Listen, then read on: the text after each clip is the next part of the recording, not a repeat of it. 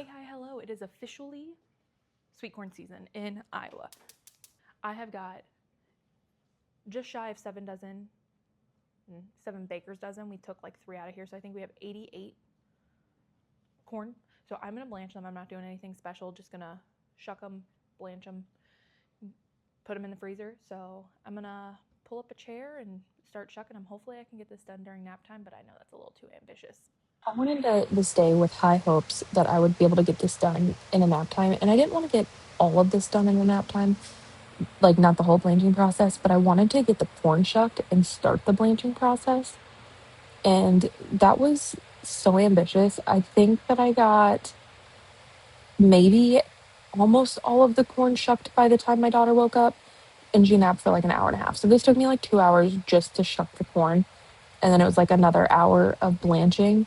So it is time consuming to do 88 ears of corn. Last one shucked, and my water is just now starting to boil, so I'm gonna get some cold water ready for the blanching process.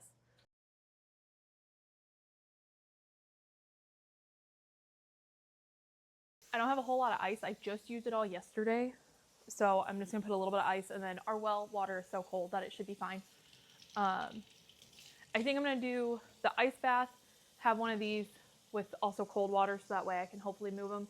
My thought is about halfway through with this cycle, I can get some in here, so that way hopefully we can keep them moving. But I fit like 30 in here. So now I'm just waiting for the water to come back up to a boil, and then I'll start a 3-minute timer. I should have put the lid on. I don't know what I was thinking. Pots literally boil faster with a lid on. So it is now boiling. So I'm gonna start my 3-minute timer. Hey Siri, start a 3-minute timer. Once I started putting the lid on it to boil, this process was so much faster. I don't know what I was thinking not putting the lid on. I think I waited like 15 minutes for this thing to boil before I was like, oh my gosh, put the lid on. And then they boiled, and then I put the next load in, and it went for 3 minutes. At about the 2 minute mark, I loaded the next pot, and then it was a good cycle. I think I needed to do 4 total rounds between the 2 pots. So it went really quick once I finally figured out the pace. Okay, it is finally done. It took me 3.5 hours to get this all blanched. I don't know why I thought I could do that in a nap time. That was silly thinking. So now I'm gonna get it cut up.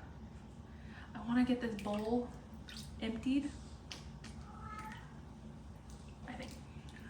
I think it needs another round of cold water. Have I said yet that I hate corn? I hate the smell of corn. I don't eat it. This is an act of love here.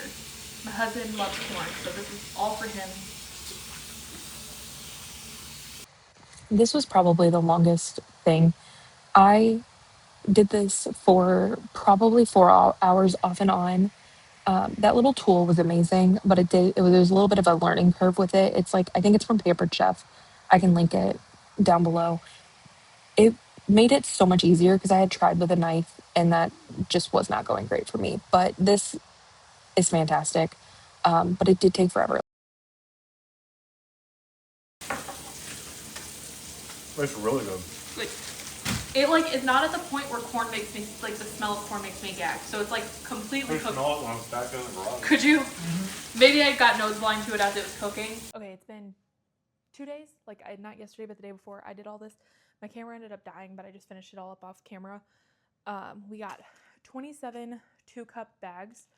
I'm gonna get these all into a freezer bag. We just use, my husband could probably tell you how much each bag costs per penny. So if it doesn't need a freezer bag, we don't use a freezer bag.